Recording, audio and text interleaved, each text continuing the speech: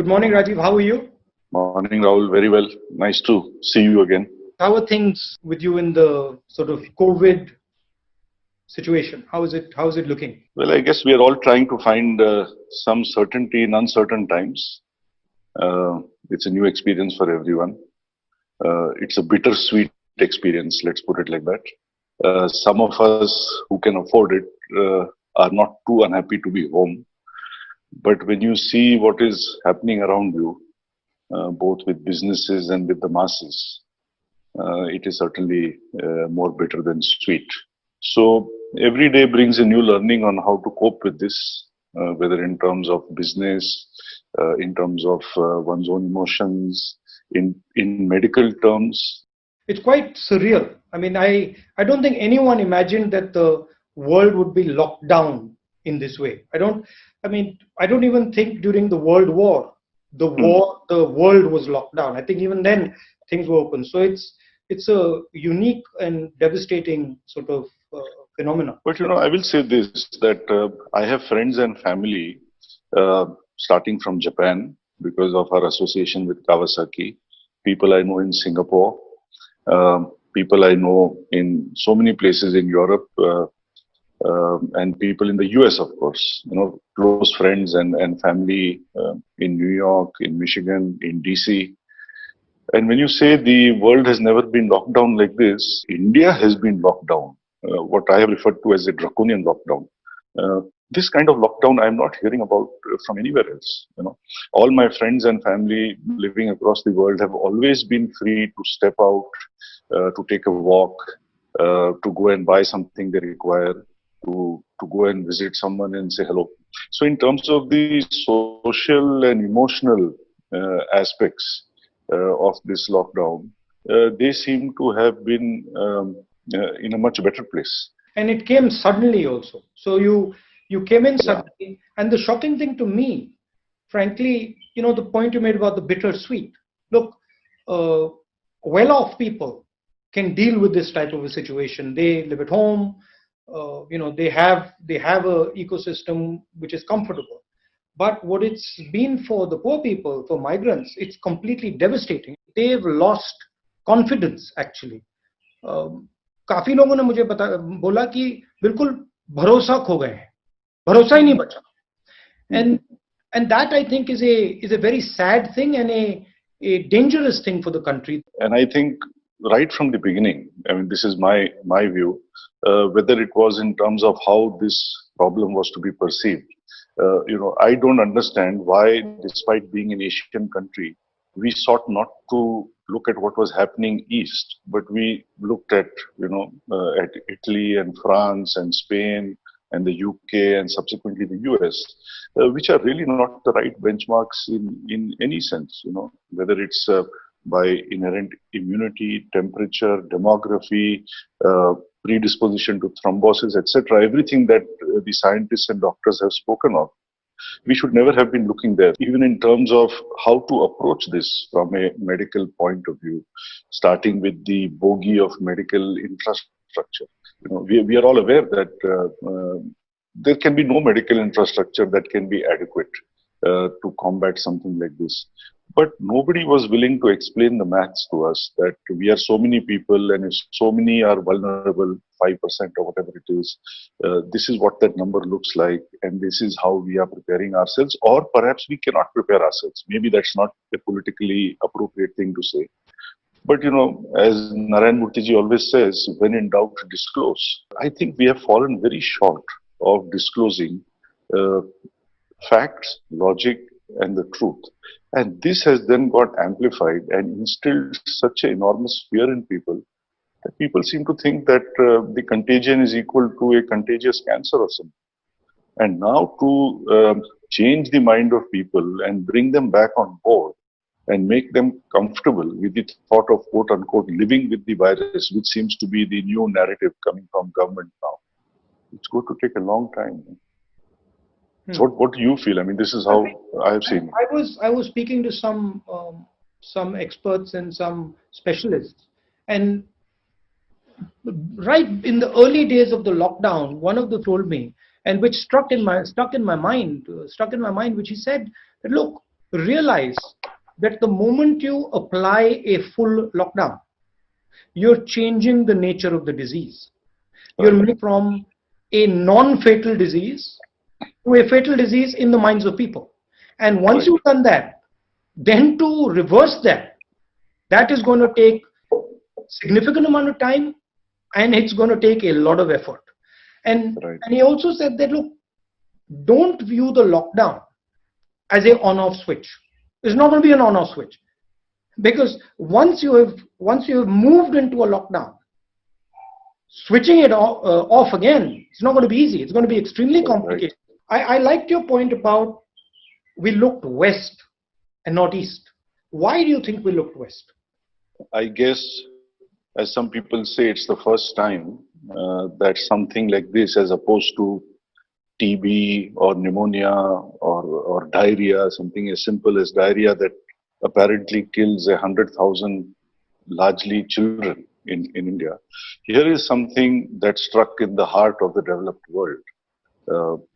And when the rich and famous get affected, it always makes a bigger headline. As someone said in the very early days of this problem, that 8,000 kids die of starvation in Africa every day. Who cares? Beyond the point. In civil society, we are not even aware of this fact.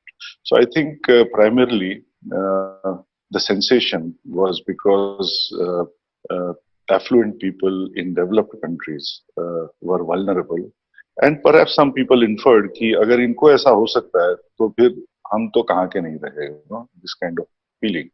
And that is why I have often said to people that, to my mind as a layman, I saw from the beginning that there were four choices before us.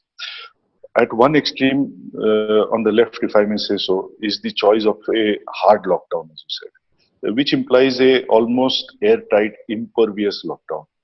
And to the best of my knowledge, this has not happened anywhere in the world. Because to physically constrain yourself to your home and see absolutely no one. On the other extreme, I would say is, business as usual. Just ignore it, carry on, jo hoga hoga type of thing. Nobody says this either. So everybody's trying to find a middle path, I think, between these two extremes. I think, unfortunately, India not only looked west, it went to the Wild West, I think, in the sense we stayed more towards the impervious side. We tried to implement a hard lockdown, but which was still porous. So I think we have ended up with the worst of both worlds. On the one hand, a porous virus makes sure that the porous lockdown makes sure that the virus will still exist. And as you said, it is still waiting to hit you when you unlock.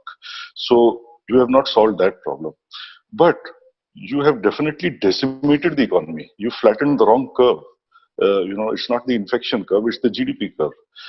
This is what we have ended with, the worst of both worlds. In my view, what should have been done is something more right of center, uh, which is the kind of stuff that we are hearing out of Japan and Sweden.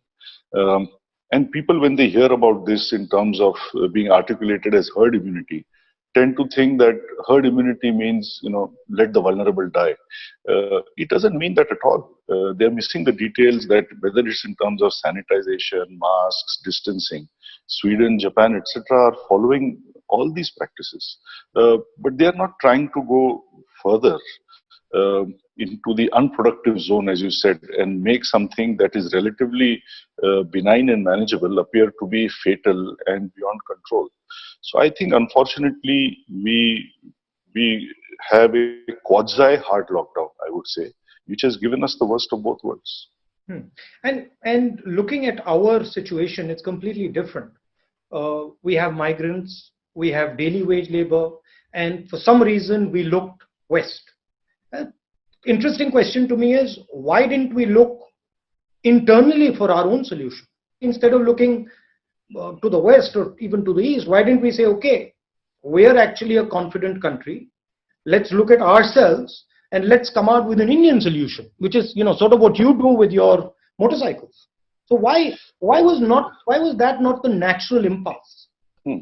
So if you were to kind of have the luxury of going back to middle of March, Yeah. जब प्रधानमंत्री जी ने पहले वो जनता curfew announce किया, फिर उन्होंने the first lockdown announce किया, Yeah. If you could go back then, to your mind, how would you have crafted a different roadmap for the last 3 months? Look, hindsight is 2020. Okay, so it's much easier for me to now tell you how I would have crafted it. But what our discussion internally in the Congress party was at the time that the response has to be decentralized. Hmm. The central government has to operate as a support system and as an enabler. There are certain things that the central government needs to do, air traffic, railways, etc., and that it does. But then it moves the battle to the district, moves the battle to the chief ministers, and allows them and enables them to fight.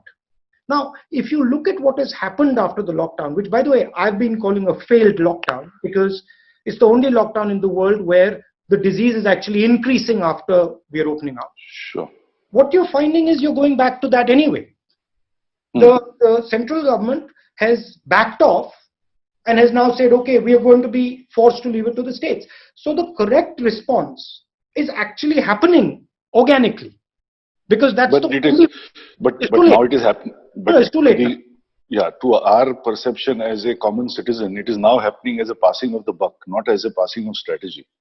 Well, that's that's fine. That might be the case, but the result is that India has had a 2 month pause button, and then India is now going back and reacting the way it should have reacted on day one, and now the country has taken over, right? Right. And then you can see different strategies coming out.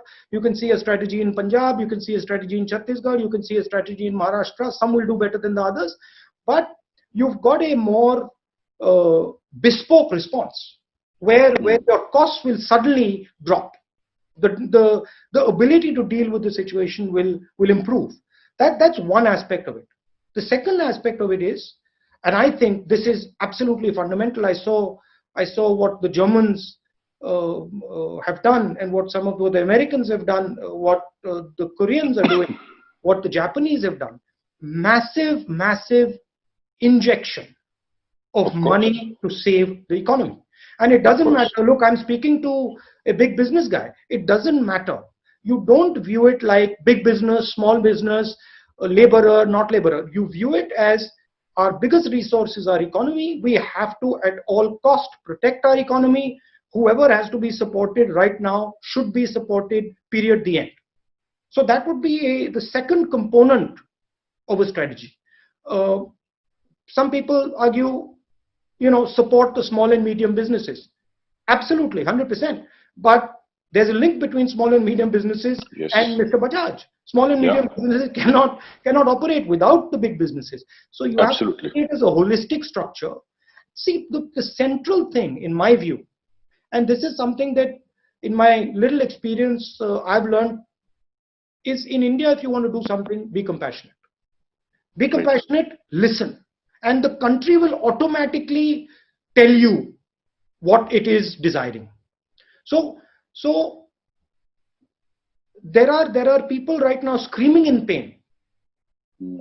and the most obvious are the manual laborers, the daily wages, and maybe the farmers, and then the small and medium business. But big business is also screaming in pain because even they Sure. can't see a future. So huge component of it is building confidence.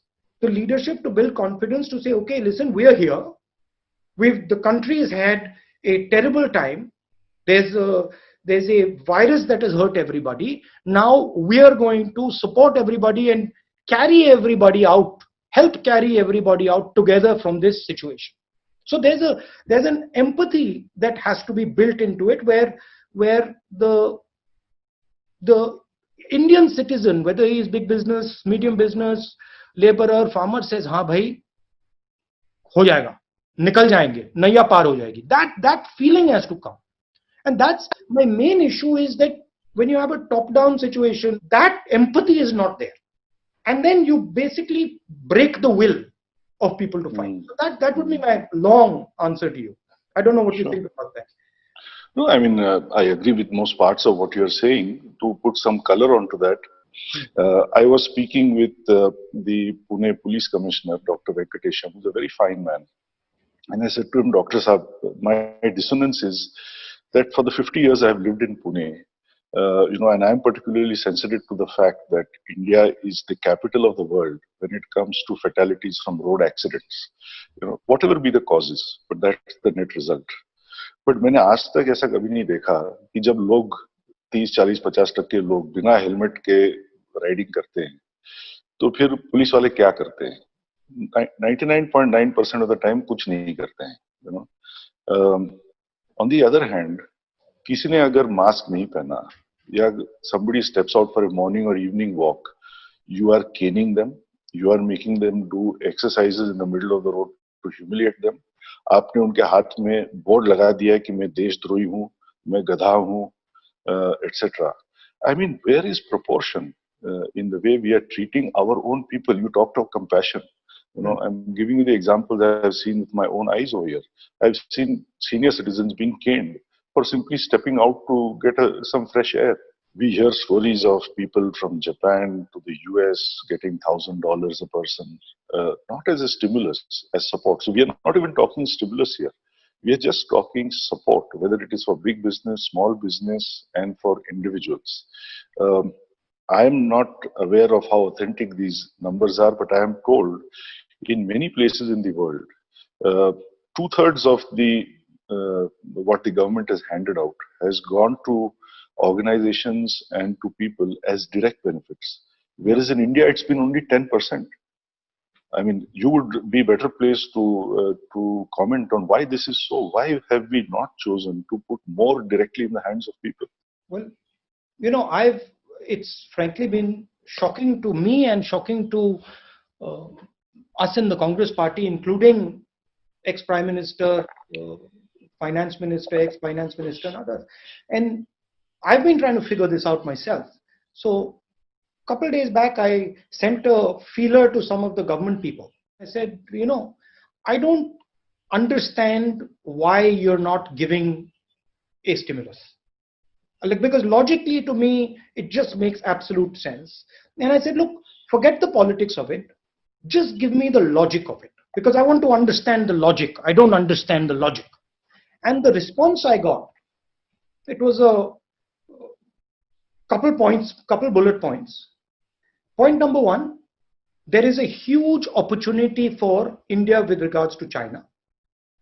Point number two, if we give a handout to our labor now, bigad jayenge, basically, they will get spoiled and they will not come back from their villages.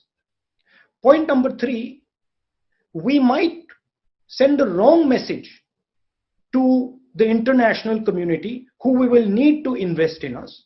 And point number four, later we might consider giving money to these laborers and small and medium businesses. Image is based on strength. Strength can never be based on image. But here, you're defending the image and you're destroying the strength.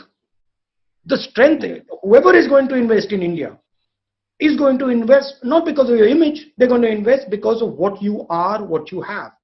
And what you are and what you have is your economy. So the first logic has to be defend that economy.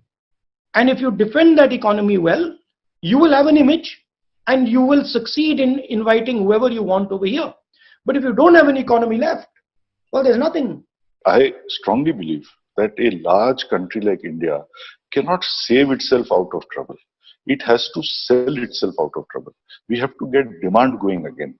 We have to provide something that lifts the mood of the people. We need some mood elevators out there. And I do not understand why there is no strong initiative, even if it is for a period of 6 months, 1 year, to strongly lift the mood of the people and provide a stimulus to demand. The economy slowed down before Corona. Of course. Unemployment was becoming a serious problem before Corona. And now Corona has sort of pushed it over the edge.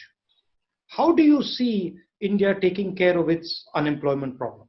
How do we think about it moving forward? Of course, you're a part of the puzzle. Small and medium industry is a much bigger part of the puzzle. How do you unleash this manufacturing, which I believe is absolutely critical. I mean, I'm not one of those people who thinks that India can be built without manufacturing. Right. So how do we start competing on the global stage? The other day, I was interviewing a potential senior candidate out of Brazil, because Bajaj is now looking at going to Brazil. And I asked him a question. I said, Honda is so dominant in Brazil. The other Japanese have not been able to dislodge Honda. Why do you think Bajaj has a chance? And he said something very simple, but often the truth resides in simple things. He says, in Bajaj, I see a combination of European design, Japanese quality, and Indian prices. And I think this is a magic formula for so many Indian companies. It doesn't matter whether you're making a mixer grinder or a motorcycle or whatever it is. I think the world can be your oyster if you look at it from this lens. So I think demand generation starts with wanting to play at a global platform. Next, this automatically means that then you have to narrow down the things that you're doing. I mean, if you want to be Mahendra Singh Dhoni, you cannot play 6 sports at the same time. Everybody knows that. A great chef, a great sports person, a great doctor, a great musician, they all specialize. Companies must specialize. I think the simple meaning of strategy is specialization. But in what you said, I found one thing very interesting, which was you said Japanese technology, European styling, and Indian prices. Right? I got that right? Absolutely. What you're basically saying is India is a bridge. India is a bridge, connecting bridge between different cultures, between different systems. And I think that's something that India's historically been very good at.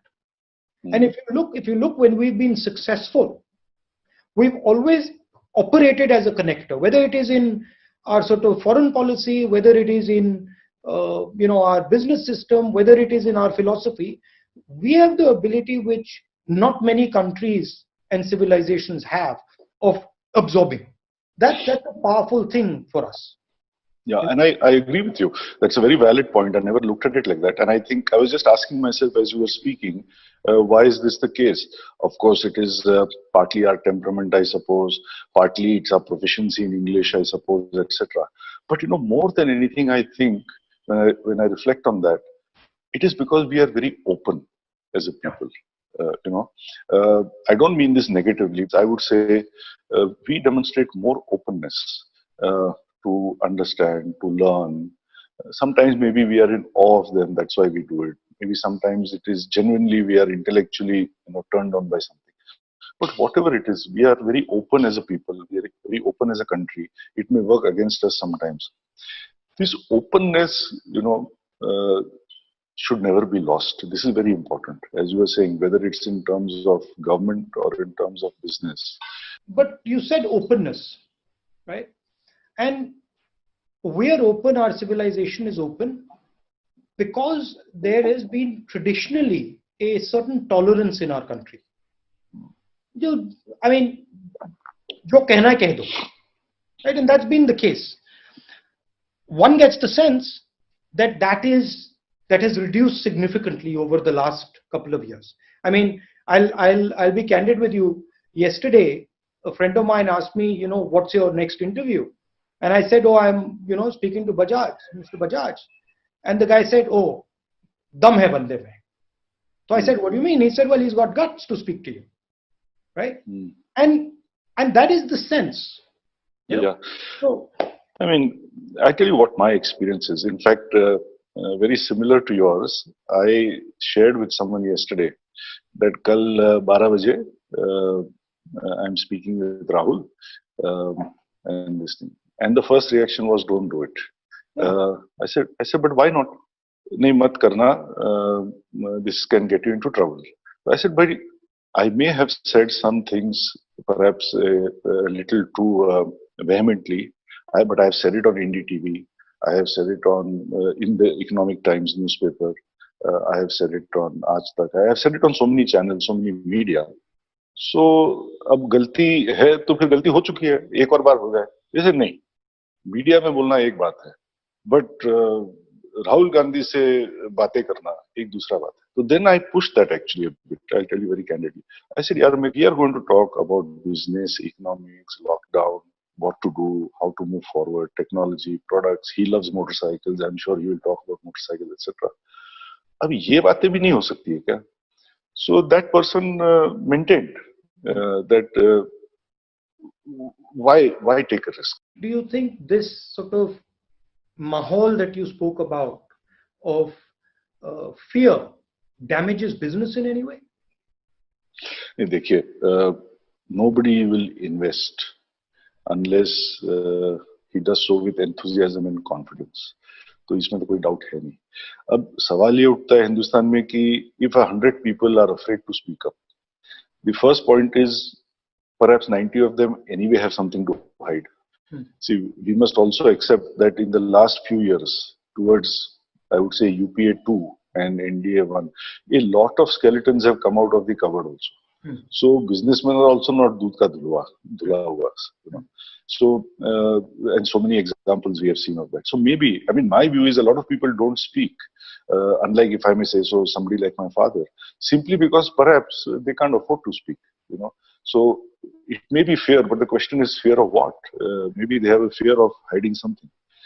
Second, I would say there are people, and I think I think highly of such people who do not want to speak, you know, who simply do not want to, because they cannot deal with the backlash that comes their way. You know, and I think a little bit I fall into that category. I mean, there's a reason I'm not on any social media. And without naming a couple of channels, I will say to you that even yesterday, I had an invite from the most prominent channel that is very pro-government, if I may say so. And I refuse to be on such channels because, you know, the kind of stuff one hears on social media or the way one sees things conducted in panels on such channels, this is deeply distressing to anybody who is remotely sensitive. You know, so I think, yes, in terms of being tolerant, in terms of being sensitive, I think India needs to mend a couple of things. Final question. Now we're in the process of opening up. How do you think about your supply chain as we open up? When does your supply chain actually start to function at a reasonable level? What Rahul, opening up do we require? See, I am not seeing that smooth, concerted, rhythmic movement towards unlocking. Yes, I understand based on what I have heard yesterday also that we are moving in that direction. But I think a kind of aligned approach that is required. Ki bhai, one person will say one thing. I don't know whether that is to be the chief minister of the state or the DM or whoever it is supposed to be. And everybody in an aligned way must go forward. This is not happening. And I think the blame for this rests again with the kind of fear we created in the first place, you know, that infection is equal to death. And today, as infections rise, people are still carrying this thing. So I'm sorry, I'm not answering your question directly, but I am really distressed because it is a Herculean task to open up. I think the first problem is to get this fear out of the minds of the people. There has to be a very clear, aligned narrative, I would say, from the Prime Minister, because, you know, right or wrong, when he says something, people seem to follow. I think he needs to stand up and say to everyone that this is how we are going to move forward. It's all under control. Do not fear infections. No, almost nobody is dying, you know, and we have to move forward now. Okay. Well, thank you very much, Rajiv. Lovely. Thank you so much time you spent with me. Thank you very much. Really appreciate it.